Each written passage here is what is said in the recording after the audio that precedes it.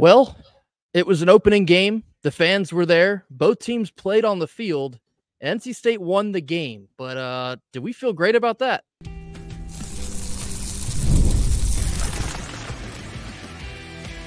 You are Locked On Wolfpack, your daily podcast on the NC State Wolfpack, part of the Locked On Podcast Network, your team every day. What's up, Wolfpack Nation? This is your post-game live here on Thursday evening, coming to you from the Carter Finley press box. I'm still here picking up the pieces. I shouldn't say that. We won the ball game, but a very odd 38-21 victory over the Western Carolina Catamounts. I'm Grayson Boone, joined by, as always, by my co-host, former defensive tackle Kenton Gibbs. Our Thursday live show is brought to you by 5 Hour Energy. Perhaps you might need one of those right now. 5 Hour Energy fixes tired fast, and with zero sugar in a convenient portable size, it's the perfect pick-me-up for getting stuff done. Go to 5 Hour Energy and use promo code LOCKEDONCFB in all caps to receive 20% off of your order. This offer is only valid from now until September 30th on one order and cannot be used with other promotions. Head on over to 5 Hour Energy today. Kenton, we're here post-game live. NC State does win over the Western Carolina Catamounts, 38-21. Just lead us into this with your initial reactions to what we witnessed tonight. You know, it's a lot of double-edged swords tonight. It's a lot of double-edged swords because everything in the passing game went well except the quarterback. Yeah. It's such a double-edged sword because last year it felt like the entire thing was not good. So you kind of are like, hey, we're making progress, but it was disappointing at some points because you had guys open, you had guys doing what they were supposed to do all around the quarterback, and we're just asking, hey, be on time, be on target. Just be on time and be on target. When that team was on time, when Grayson McCall was on time and on target, the offense matriculated. There was not a single drive, not a single. And Grayson, tell me if I'm wrong here. How many drives did you see where Grayson McCall is delivering the ball on time, he's hitting receivers in stride, and we still had to get off the field without points? I don't remember a single time that there was drops that led to the end of a drive or anything like that. But let me not, that comment distracted me a little bit when I saw myself. But that's not the most concerning part to me, because a lot of people are concerned about that. The most concerning part of this thing is we still can't run the ball against smaller teams. We can't get a 4th and 1 early against smaller teams. That is so concerning for me because we saw it against ECU, and they will forever. ECU lives, dies, and breathes by that clip of them pushing Demi Sumo back about 20 yards and getting a tackle there. And then we kind of live with this moment against Western Carolina, 4th and 1, where we try to run it again, and we can't do it. So, it's number one, the biggest concern for me is the running game, because I think that Smothers is our best back by a lot right now. I don't think it's particularly close, with all due respect to other guys. And here's the thing. The sample size is so small, it could have just been he came in the right moment, right time, hit it in the right way. Sure. But those are the biggest concerns of mine. But obviously you have positives that can't be ignored, because we knew KC was good, but hot damn, that boy is good. You can't cover KC. And then the rest of the receiving corps. Is it just me, or how many times did you see any of the pass catchers, where you were disappointed in their effort, where you were disappointed by what they did? I did not I counted maybe one play where I said, oh, come on, you got to make that block out of a receiver. But other than that, everybody did what they were supposed to. And Justin Jolie, in the words of One Pop Smoke, baby, welcome to the party. Baby, welcome to the party. I'm excited to have you, because everything that he did, from recovering the fumble, from running down the pick six, from making a big block on KC's touchdown run, to shaking a court. Not only did he break tackles with his physicality, because you see he's got those thick tree trunk legs, but also he took a DB up out their shoes. He said, I'm going to chop it up, I'm going to give you a little dead leg, and I'm going to get to the inside. And so I'm excited by the fact that Wesley Grimes looked amazing. Dakari Collins looked amazing. Noah Grimes looked amazing. Every single pass catcher we had, I was impressed every bit of the way. Joker Phillips, hell of a job. Be excited. Tight ends coach, I'm not sure who that is. Hell of a job. Be excited. I need more from the running game. And Grayson McCall, I need you on time and on target. And Robert and I need more Smothers touches. I need more Hollywood. I get it. We are Rollywood, but damn it, we need to be Hollywood when that brother's in the game because he does good things when that ball is tucked up under his right arm. I came away a little bit disappointed with the play of the offensive line, and I know that's a little bit harder to say now with that last run that Jordan Waters broke off, but for 3 and probably almost 4 whole quarters, couldn't get any push on Western Carolina. Boy, I don't know if Grayson froze out or not, but I'll carry us from here in terms of what we got going on. I really am. I look at our running game, and this is becoming a problem that is in perpetuity a little bit.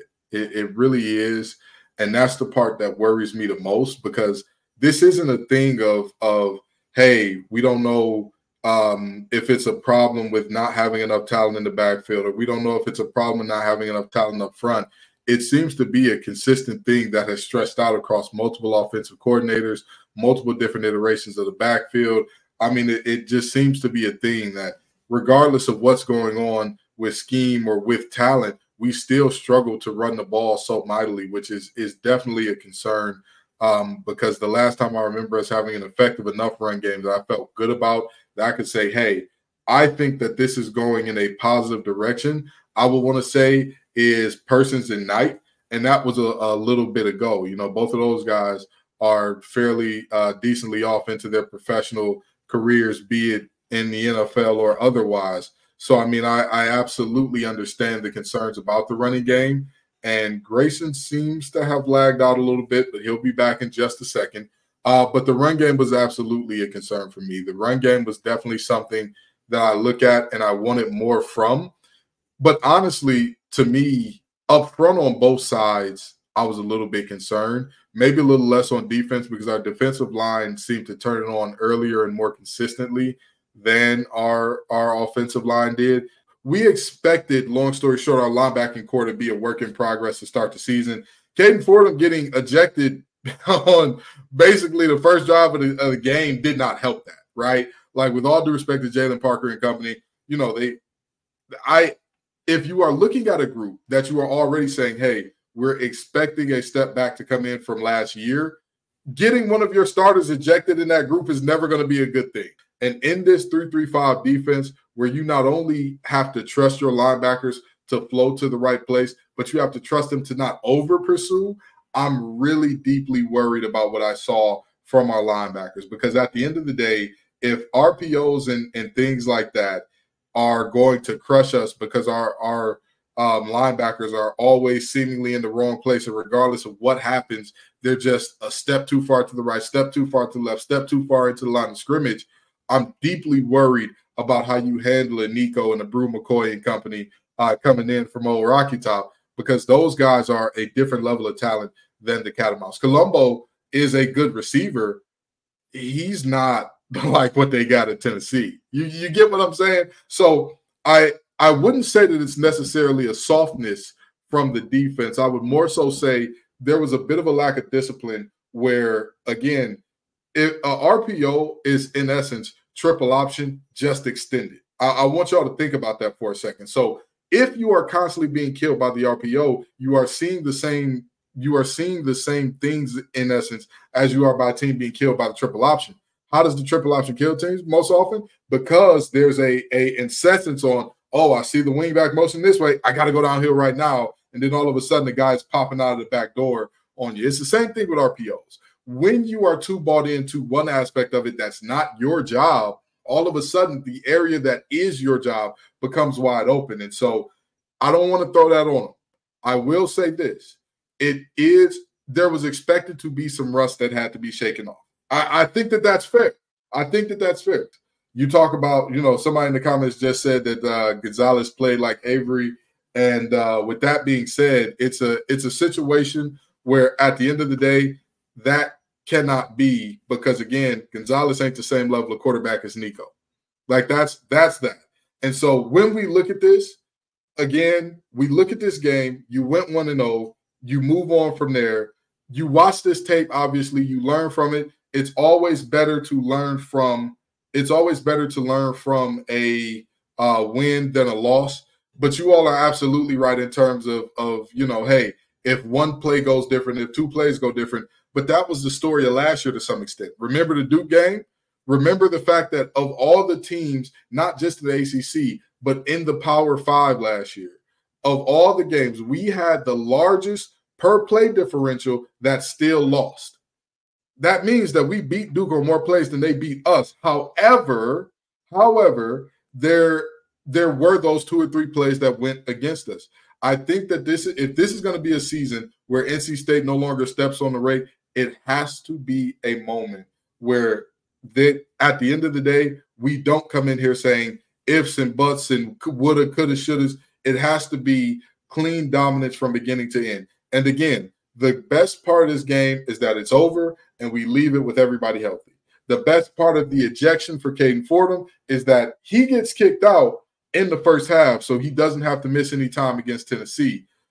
But again, you don't want to see that regardless. So I honestly and truly, I look at this thing and I say that there is a little bit of disappointment from what the expectation was and what happened in this game. But again, I struggle to say, hey, this season's a wash and this team is, exactly who they have always been and all that, because I remember the first season that Doran coached here, because I was on that first team, and we also played a FCS team close, a pretty good FCS team in Richmond that year close.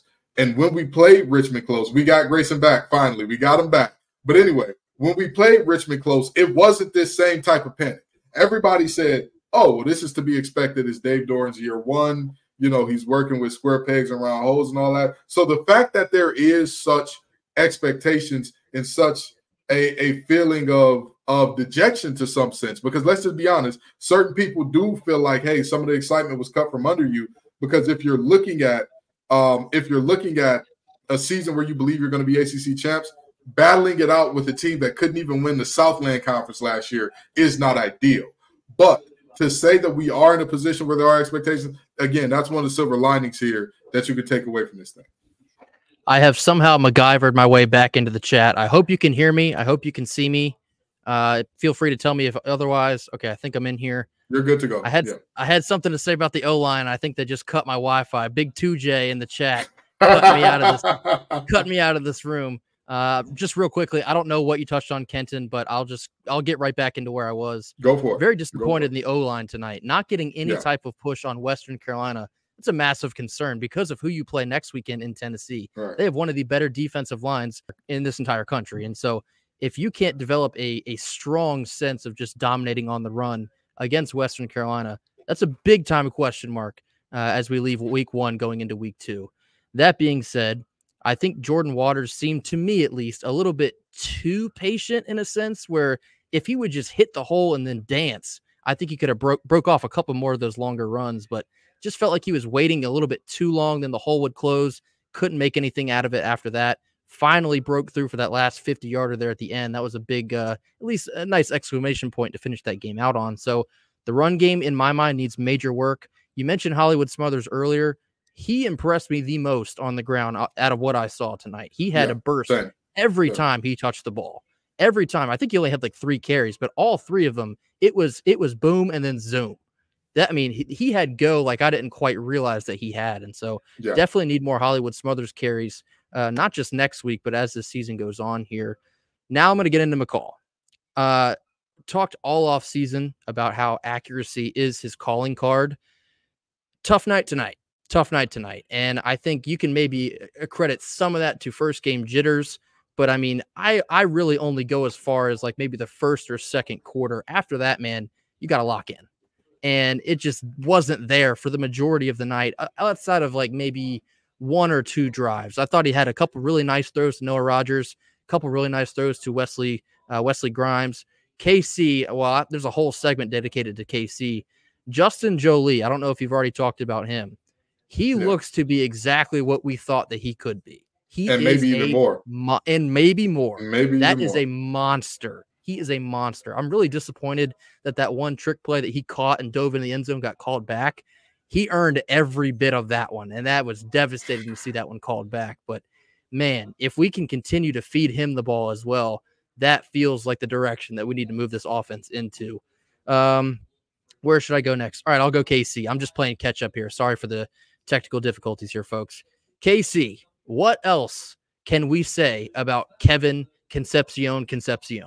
I mean, there are several, maybe every NC State child in the RTP area tonight. Thank you, Lord, for blessing me with another day. Thank you, Mommy and Daddy, for taking care of me. Thank you, Casey Concepcion, for saving my favorite college football team. He is that important to what NC State is trying to do. We thought that he was playing hero ball last year, and he was. Didn't think that we would need him like that in game 1 of 2024. I mean, but just to interject here, that to me is the biggest problem that I have with Grayson McCall's play. That's the biggest problem, because we didn't need KC to be that. With all due respect to KC, him beating KC is great. There were guys open. There were guys. Tom Luganbill and company in the booth are talking about, hey, if you hit this bang 8 to Jackson in the right way, he's going to bang his head on the goalpost. Hey, if you hit this route here, and to me, the problems that I saw to Grayson McCall worry me for the same reason that I saw the problems out of Florida State. You have to be good at your strengths. Yes. Grayson McCall's strength is not being a runner. That's not what we bought him here for. It's not, hey, we expect you to reverse field and be Lamar Jackson, get all these big 60-yard. That's not it. We don't expect you to be, I know that this may be inside baseball for some folks, but back in the day, I grew up watching Lloyd Carr and John Navarre do all that long play action in the big arm and throwing the 40, 50-yard bombs. I wasn't expecting Grayson McCall to be that. I was expecting him to be a guy, make the right decision, be on time, be on target. And first we started off with a lack of being on target. The out route that somehow was picked off was very like, what happened here? And then you talk about some of the other plays where, again, the announcers on the broadcast are saying he just seems off. Every ball seems a little behind. Even when his receivers are catching it, they're having to adjust. They're having to reach back, reach down, stop their momentum. I mean, it's the problem there is, again, and then the one where it was like a quick hot read that Western Carolina's DB jumped from a mile away, and he should have went and banged his head on the goalpost if he has a little bit better hands. But we know you're a DB for a reason. So it's a situation where the two strengths that we talked about, if somebody put a gun to my head and said, Ken, what are the two strengths of Grayson McCall? I would say he's on time and on target, and he makes good decisions. Those two things are the good decisions in the room with us. Was the accuracy in the room with us? That neither was. So I think that I'm more concerned about that than I am the running game, because you and I both knew, although we thought, hey, there's a great improvement in the running game in terms of talent, we knew historically we have not run the ball well here for quite some time. And that's what I talked about where you were going. Historically, we have not been a team that runs the ball well. But with all of the improvements made to the passing game, stop locking in on KC so much. I get it. He's a 7-11 guy. He's always open. So was Noah Rogers. So was Wesley Grimes. So was all these other guys that were Justin Jolie. Who can cover that man? Who in America looks at him and says, I want parts of him. I want that matchup. The guy's a freak. So, I look at this and I say to myself, the best part of our offense was that everything was going good in our passing game except the quarterback. The passing protection was excellent. The pass protection. I don't remember a bunch of times where Grayson McCall is looking around after 1 or 2 seconds. What's going on? I got to be seeing ghosts. You have a clean pocket. Be on time. Be on target. Hit your spots. Lead your receivers, because we have the type of talent that this is not just a Western Carolina thing. This is against anybody. We have the type of talent. You hit them in stride. You let Wesley Grimes get going in stride. You let Dakari Collins get going in stride. You go ahead and let a Hollywood Smothers get going in stride. see what happens. But if you hit them when they're a little behind, a little low, a little high, all this adjustment, instead of just running, I get it. These are Division I athletes, and they are going to have to adjust to some balls. But again, for me, I'm worried that I understand you have to knock the rust off. I understand that you did not play for a majority of last year, but that has to be corrected immediately if we want any shot against Tennessee. Yeah, I think one of the more frustrating points kind of highlights exactly what you're just talking about. To see the difference, I would say, in the skill players from last year to this year, there's so much more separation that we really never saw at any point last year. Wesley Grimes, I was thoroughly impressed with the little bits that we saw from him. Noah Rogers, still probably on the learning curve, but really good tonight as well. KC is KC. There's not a man in the country that can cover him. Justin Jolie, monster. I could talk for hours about Justin Jolie. That is a monster waiting to take over in this offense. But the separation is something I really kept noticing, that the wide receivers were way, way ahead of where we were at this point last season. And I think the most frustrating point is when Grayson just could not get the ball to them on time and on target, because that is who you are supposed to be. And so it is frustrating to see the offense not firing on all cylinders. And yeah, it's game one. Yeah, it's Western, but I mean, these are the games that you have to be firing on all cylinders, especially, again, because of who you have coming up next week. So, yeah, I keep coming back to frustrating. It's just frustrating. Overall, a win's a win, and that's all fine and dandy, but just not the type of overall performance you wanted to see from this new-look offense here to start off the season. I'm going to read a quick ad, and then I want to talk some defense. I have a couple thoughts to get in about the defense as well. First ad for this live read is 5 Hour Energy. Are you tired after lunch, or maybe even tired after watching an NC State football game? You're not alone. In fact, research shows that more than 70% of us hit a wall after lunch or watching football. Let a 5 Hour Energy shot help you leap over that wall instead of crashing into it. With zero sugar and in a convenient portable size, it is the perfect pick-me-up for getting things done. If you go to 5hourenergy.com, that is the number 5 and then hourenergy.com, and get some 5 Hour Energy product today, you can use my promo code in all caps, LOCKEDONCFB, to receive 20% off your order. This offer is valid until September 30th on one order and cannot be used with other promotions. Go to 5 Hour Energy today.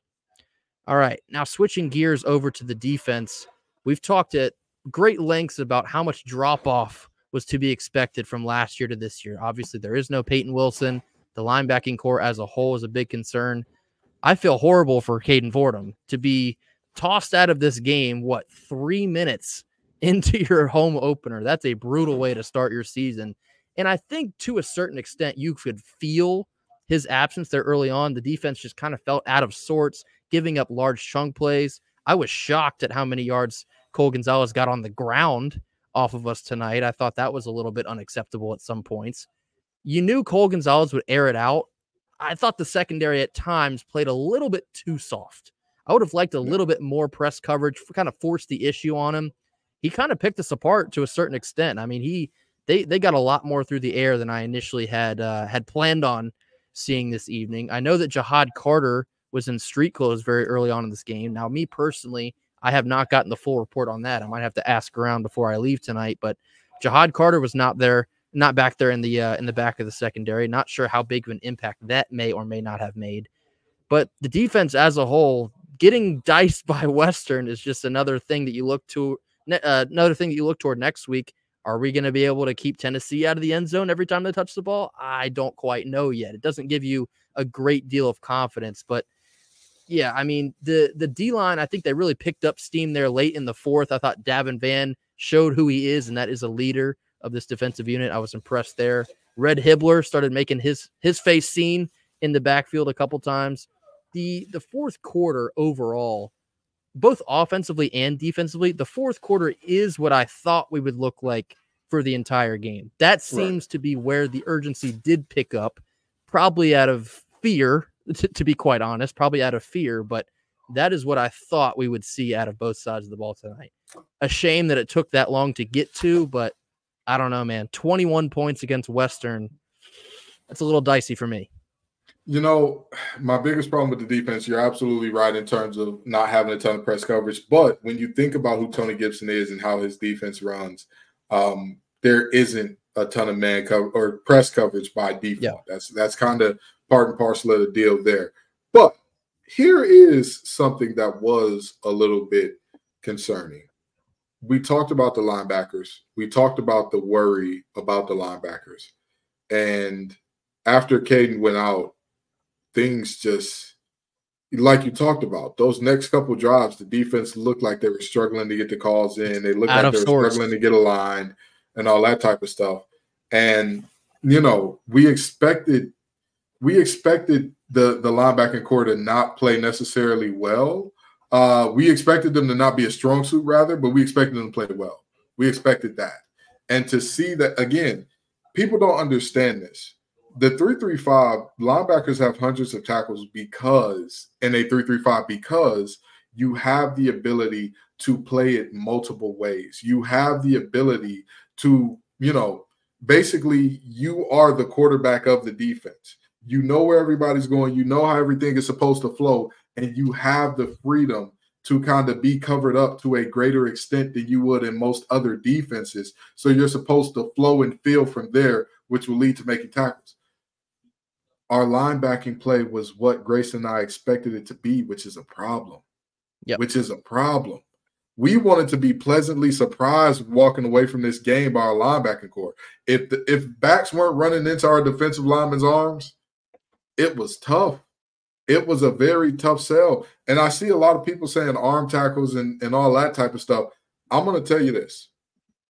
Grace and I are going to watch this film again. We're going to watch this film, and we're going to break it down, dissect it, and say what we see. But for the most part, I didn't see a ton of guys in terms of the defensive line having bad fits out of their gaps and all that. It's the linebacking core that has to pick it up. Yep. One of the strengths of the 3-3-5 is that you have more small guys on the field, more guys who can move and do more things on the field. But the biggest weakness is if those guys who can move and do more things are not disciplined, do not have good eye discipline, are not doing their proper tracks to their run fits, you are going to catch hell, which we did for 3.5 quarters of this game. Well, 3 quarters of this game in essence, yep. Because, again, guys were overrunning plays or guys were slow playing a little too much. In their hole, there was no hat in that gap. And in college, we have a fun rule.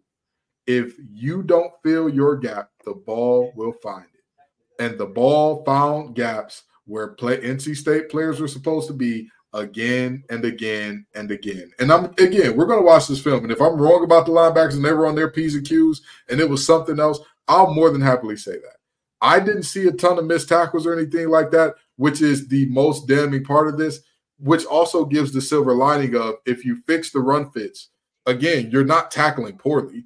You just need people to be where the hell they're supposed to be, and ball carriers will hit the ground. But if not, if you continue to have poor run fits, don't worry about it. You'll hear old Rocky Top Tennessee playing in the end zone time and time again. After what we saw tonight, and there's a lot to be frustrated about, there's some things to be very positive about as well, but NC State football, and Dave Dorn especially, they always preach about the standard, and the standard is the standard. I think one of the main takeaways from tonight is you could tell both from Coach Dorn and the players on the sideline, they knew that they were not hitting the standard. I would imagine the locker room, I saw Tom Lavolsi tweet this, the locker room was probably lit, and I would guarantee you it more than likely was. They know that the performance tonight was not good enough. They know that they had several marks that they did not hit upon. And so for me, I'm extremely interested to see how they will respond against an SEC power like Tennessee in a primetime stage. It's a 7:30 ABC game. The standard was not hit tonight, and they have probably a much higher standard to be hitting next week when you see Tennessee. So I will be very fascinated to see how they will respond to ultimately a letdown. Let's be honest about what we saw tonight. It was a letdown. There's a lot of people that have disappointment. I completely understand all of it. We are all very, very right to feel a little bit let down from what we saw tonight. All the offseason hype, what we saw tonight, that's not a team that can get to Charlotte to play in the ACC championship or can get to the college football playoff. Not with that effort. So the silver lining here is, because there always is one, it's game one. And number two silver lining, you won the game. could be a whole lot worse. If this was us talking through a loss, exponentially worse than what you've heard here for the last 34 minutes. So some wins definitely taste better than others, and this one doesn't taste too good, but it's hard to completely hang your head when you did score more than the other team. Absolutely. You know, we talked about the concerns a lot, but again, there were plenty of good things there. And the reality of this game is very simple. You went 1-0. It was not pretty. It was not perfect. You went 1-0. And I will say this. If NC State thought that they had any hope, if this football team thought they had any hope of moving that line a little bit, of getting some respect going into that Tennessee game, it's out the window. It's out the window. That it flew out the window. It is gone in the breeze. It is 3 exits behind us. We are going from that mile marker, and it ain't coming back. The reality is, at this point in time, I hope that this, you know, the old saying is animals leap highest when wounded. And this team got wounded a little bit tonight. This team, again, strengths look like Achilles' heels tonight. Things that are supposed to be this team's calling card offensive and defensively. Tonight's game 1 and last year's game 1 felt eerily similar, and I haven't quite figured out if that's a good thing or a bad thing. Probably a bad thing, but it's the building blocks. You take this, you study the film, you learn from it. Hopefully it pisses you off, and I certainly hope that is the case because you got a lot left to play for throughout the rest of the regular season here, but it felt very similar to what we saw last year up at UConn to start off that year. Very sloppy. A lot of plays were undisciplined. Felt like we left a lot on the table. Couldn't finish off plays the way that we're supposed to do based on that standard.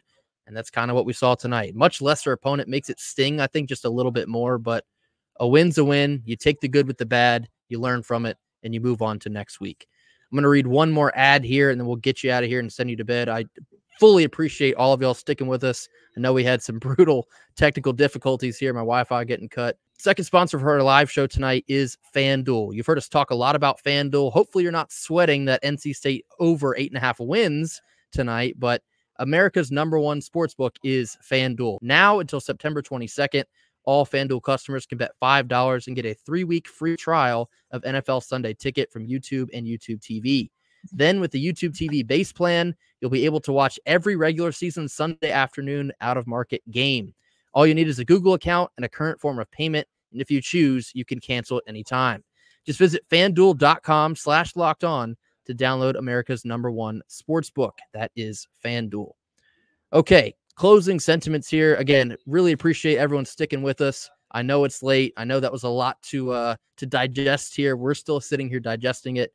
But Kenton, give me some of your closing thoughts here as we've been on here for nearly 40 minutes. 38-21 against Western. How do we feel? Yeah, so, you know, I look at this game and it's not perfect, but it's a win. You look at this game and you say to yourself, it's, you know, things did not look the way that we wanted it to. But again, 1-0 is always better than 0-1. It's always better to learn your lessons in wins than losses. And I'm going to say something right now that I'm not sure if he listens to this show. I'm not sure if he watches this show, but I hope that this message gets to Grayson McCall, okay? You are who you are. Relax and let it rip, man. Relax and let it rip, okay? You didn't become a multiple-time conference player of the year by playing tight, by over-aiming, by forcing it, by feeling. You got to where you are. You got to NC. Let it rip. Let it fly. Let them hang, man. And if everything goes well, it goes well. And if it doesn't, it doesn't. But there just seemed to be a tightness about his game tonight for that first 3.5 quarters. And the reality is, if you lead this thing in the right way, hey, it works out and all that good stuff. And then the last thing I'll say is this, because we have not given this any credence whatsoever. There legitimately were some amazing plays made by Western Carolina tonight. There were legitimately some plays made by Western Carolina that's not just this is an FCS team, they shouldn't be doing that moment. There were plays in there that just worked out in very wonky and odd ways. I'm sure Caden Fordham will learn from this and not get spin again. This was a perfect storm of things that hey, you can come out of this with a different result. So shout out to this team for their resiliency. Shout out to the depth on this team for, again, we talked about Jordan Waters, and yet the two backups now, the two guys, the understudies per se, Kendrick Raphael and Hollywood Smothers combined for 6 carries for 63 yards. 6 carries for 63 yards. And it was fairly evenly distributed. It wasn't even like it was all Smothers, because Raphael averaged 8 yards a carry. So, again, I would say the same thing to Waters that I said to McCall. Dude, let him hang. Let it rip. Just roll. Just roll, man. I know people are lying saying he never fumbled when he was at Duke. That's not true. I vividly remember him fumbling while he was there. But fumbling in your second carry, that's not good. That's not good. Let it just be yourself. Don't hang on to it. Same for Grayson. Don't hang on to this game. Don't hang on to an out route that was bad. Hey, it's all right. It's okay. You won the game. You're 1-0. Fortunately, you don't walk into the Tennessee game with them already having an interception on you.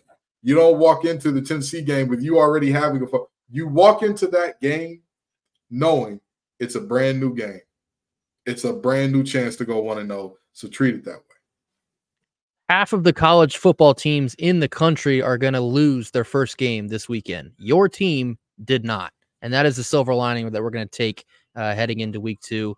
Was it disappointing? Yes. Was it disappointing even more because it was against an FCS team? Also, yes. However, they won the game. There's plenty to learn from. You know that they will. Kenton, your comments for Grayson McCall, very similar to the things that Brennan Armstrong was told during some of his struggles last year. When he got reinserted in the lineup, the coaching staff instilled that confidence. Go out there and let it rip, man. And I think the very same can be said to McCall after an opening night performance like this one. Maybe you don't hang so much on it because it is just game 1, but nonetheless, you need to be built back into that confident Grayson McCall because we need that guy immediately. Yep.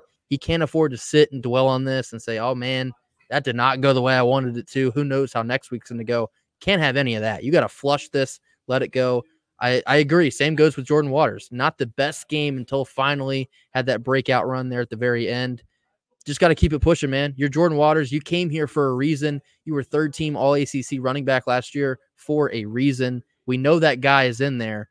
Just got to pull him back out. As for the rest of the team goes, KC, star. Probably the biggest reason that we won this game tonight. Jolie, star. I'm telling you, just wait. Just wait until Justin Jolie gets unleashed. The defense, they bent a little bit more than I predicted them to. Came on strong at the end. I'll take the good with the bad, but I do need to see a lot more there.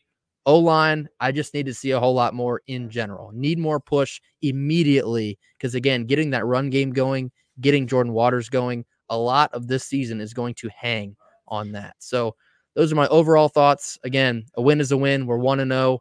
Moving into Tennessee week, one of the bigger weeks of the entire season. We're certainly going to have a lot to talk about this coming week on Locked on Wolfpack. Thank you all so much for joining us here on this live show. Again, I know it's late. Thoroughly enjoy everyone jumping in here in the comments. It means a ton to us. They all rock out with us after games like these. Thank you for showing up. Make sure to hit that like button. Drop your comments down in the comment box. Mash that subscribe button if you have not already. We will see you all, I guess, Monday. I'm going to clip this entire show. It will be reposted as another episode here on Friday. So if you missed it, you can get the whole episode right back from us tomorrow. Be sure to be on the lookout for that. We will see you right back on Monday. We're 1-0. That's all we got for the rest of the night. Thank you all for joining us. Go Pack. Go Pack.